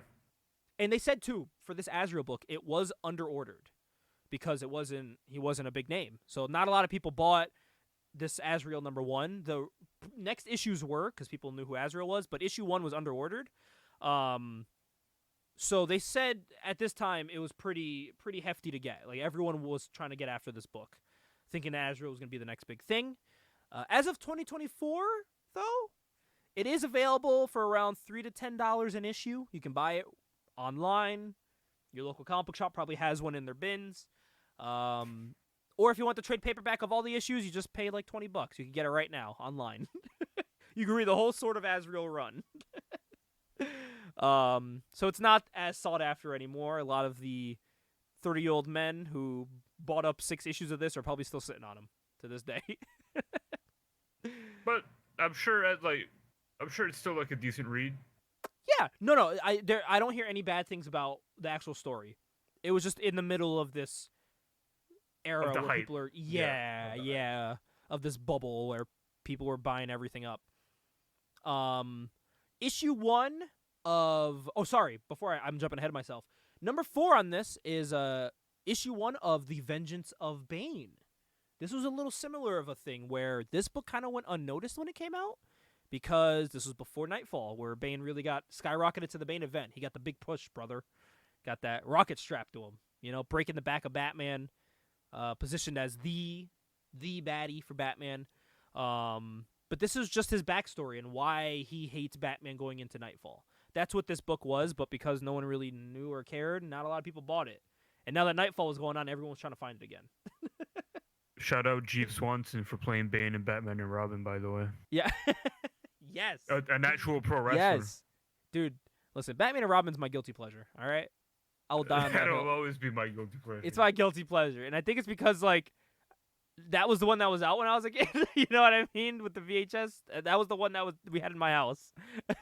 We had 89, but I didn't watch 89. I watched Batman and Robin and Batman Forever. For some reason, Drew only had the tapes of those. Don't know why, but he did. Next on this list, we're jumping over to #5 now. And #5 is actually a book that I own, Ajax. It's a book that I own. It is actually, speaking of Nightfall, it is Batman number 492, which is issue 1 of Nightfall. Oh, of course. Yes. Of course. This edition of it is my dad's. And if you look at he bought this when it released. Look how, like, perfect this is. Oh, wow. This one, like, Yeah. needs to maybe get graded. I think that's a gradable copy. It's in, if you listen, it's like hard plastic it's in, too. He put it in hard plastic. Yeah. This is an 80s Ultra, or 90s Ultra Pro case he put it in. From back in the day. Like, what they put trading cards in. So, That's so sick. Yeah, this was on the list. Obviously, it's issue 1 of the Legendary Nightfall arc. This sold, I don't even know how many copies. I probably should have looked it up, but it probably sold a lot of copies. I can tell you that much. Right. It's still one of the most talked about Batman runs. Controversial or not, it's a legendary run. And this was the beginning of the breaking of the Bat. This was the start of that story where he's fighting all these villains and they're kind of breaking him down to the point where he's left as just a shell of who he is for Bane. #6 on this list. So this one was interesting to me. I was reading the description. This is a random issue of Spawn, #6. I just so happen, sorry, number four. Number 4. Yeah. This is such a weird thing. I own Spawn issues 1, 2, and 1, 3, and 5. I don't own issues 2 or 4, which are both on this list. Mm-hmm. But something that intrigued me with this issue #4 is that they said this was a part of the Image coupon books. And I'm like, coupon books? What the hell does that mean? And they said it crossed over with many titles.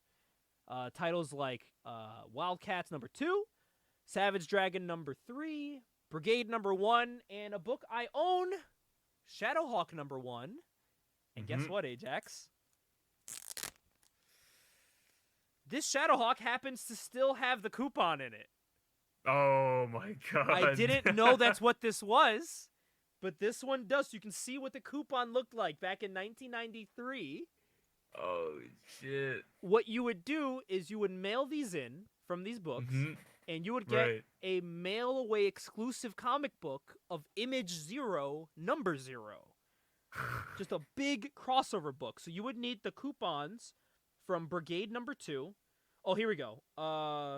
These are the titles right here. Brigade Number 2, Savage Dragon Number 3, Spawn Number 4, which is this one, Youngblood Number 0, Cyber Force Number 1, Shadowhawk Number 1, which is this, and Wildcats Number 2. Those are the books you need. Mail all of those away, and you get a comic book in your mailbox coming to you. Which I think is a cool concept. That is a concept that has not been done before, I feel like. If it has, prove me wrong, or since. I don't think I've ever seen that. They do it with, I like they the did it with idea of it. toys. Mm-hmm. Or like when you went to school and you brought like the tops of your cereal boxes for stuff. I would like to see this concept come back. I kind of like that. Like the only way to get a book is to mail it in. Like you wouldn't mail it in now, but maybe like kind of like what Marvel Unlimited does, where you buy the physical book and you take a picture of the cover and you send it to their secured site and you get it digitally for free, just right to your account. If they did something where you bought the physical book, sent the image in like proof of purchase to Marvel, and they would send you, whether in the mail or digitally to your Marvel Unlimited account, an exclusive book. That'd be kind of cool. I'll take either way. I would like physical, but I know how it is nowadays. They'd probably do digital.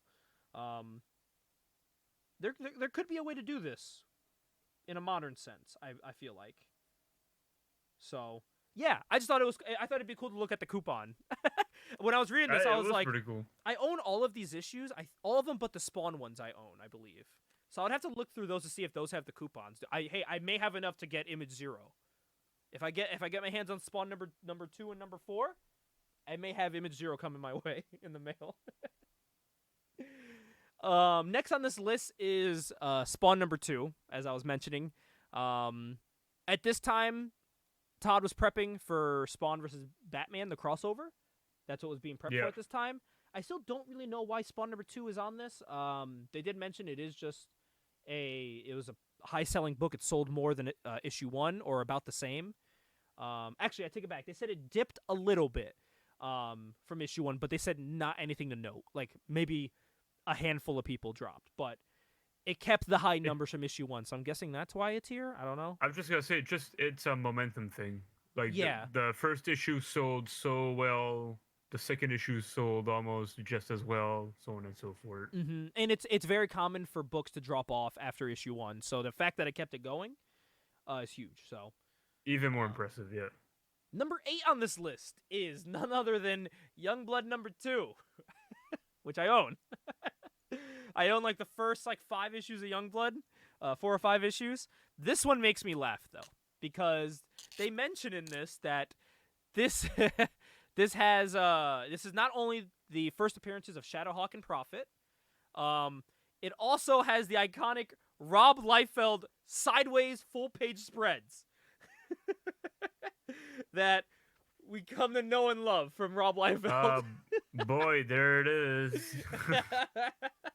This is it's chock full of it in this book. There's so much of it. The fact that Wizard even called this basically a flip book.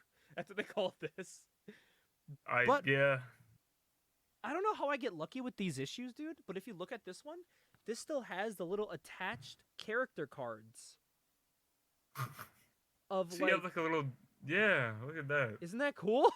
Yeah. These are like when kids would get them, they'd rip them out. You know what I mean? Or collectors would get them and stuff. But like, I guess the books I'm getting, everyone just keeps all their shit in here. Like, I don't know what it is. So, I have no idea. And then you flip it around to the back, and this is where you get the first appearance of Shadowhawk. It's a that's cool. Little Shadowhawk preview, you know what I mean? Yeah, it's like a little flip book. You get a little bit of both, you know? Look at him ripping through the Youngblood cover. I think that's pretty cool. That is pretty cool. Yeah. So that's on that list for that reason. Because, the first appearance of Shadowhawk and Prophet, who is actually a big inspiration for the Riot character I make. So, if you look, they have basically the same helmet, the same headpiece. that the same joint they rock on their head. The next one, number 9, is Rye. This is a book I've been trying to find, Rye number 0, because this is the one with the pulled image of Punisher from the official Marvel handbook. I actually have the edition, the official handbook of the Marvel Universe Deluxe Edition number 10. There is an image of Punisher that they just took and made it a silhouette for the Rye character. So. And it looks cool, actually. It looks very cool. There's actually another cover where he's actually detailed and colored in, and it still looks really fucking cool. The artists knew what they were doing. They're not just pulling that just to copy. I'm looking for it for that reason, though, just because of that cover. One day I will find that Rye for a decent price. I don't like to overpay online for books. I like to try to find them in the wild. In a book that we've talked about a bit on this episode, number 10, Amazing Spider-Man number 300. I mean, yeah, it's a $500 book right now. That was pretty self-explanatory, I think. I actually didn't know that was the first appearance of Venom in that book. So the first, let me be clear on this. The first appearance of Venom is hotly debated. Okay. Hotly debated. A lot of people will consider it to be 300. Okay. Some people don't. It all depends on your. It's kind of like Gambit, where either people can't really decide Days of Future Present what his or first appearance is. Yeah, whether it's that Days of Future Present little cameo or if it's Uncanny. Yeah, I have both. I bought both. Right. So whichever one it is, I own it of Gambit. Exactly. I believe it was Days of Future Present, I believe. Yeah, it is. Okay. It is. Yeah, that annual. The Day of Future Present annual number 1 or 3. One of those. I don't know. It's one of those. Oh, no, annual number 14. Way off. That's the one with Gambit in there, so. It's such a small picture of him, too. Like, you wouldn't even know it's Gambit. Like, you quickly see him in it, and then that's it. So, but yeah, that was for This Month in Wizard. A little look back at what people were kind of losing their minds over in comics back in 1993. And I would say it's books that to this day I think people are still going to be selling for high prices. I think all of these books you can still buy maybe for relatively cheap, but most likely not. Like Spawn books still, like the early run, still goes for a pretty decent price both online and in person. Yeah. Spider-Man 300, as we've talked about, expensive book. Youngblood, I bought it for $2. Shadowhawk I bought for $3. And I mean, Nightfall is cool. There's a ton of them, but I own 3 copies of this issue. One of them will be up for sale on Mercari. I will be selling, but I own 3 issues of Nightfall. I don't need to, but it's also a book that's not hard to come by in your local comic book shop. So, yeah, I think it's just cool to take a little time capsule back in time there. But we are going to be taking a little bit of a time capsule, Ajax, in our one-shot happening. Our one-shot issue 18. We're going to be celebrating an ending summer, cooling off, with Michael Turner's Fathom #1, a book you and I have been wanting to read for many, many months, maybe years. maybe, yeah. For me, it's been a while for sure. A crisp $4 purchase.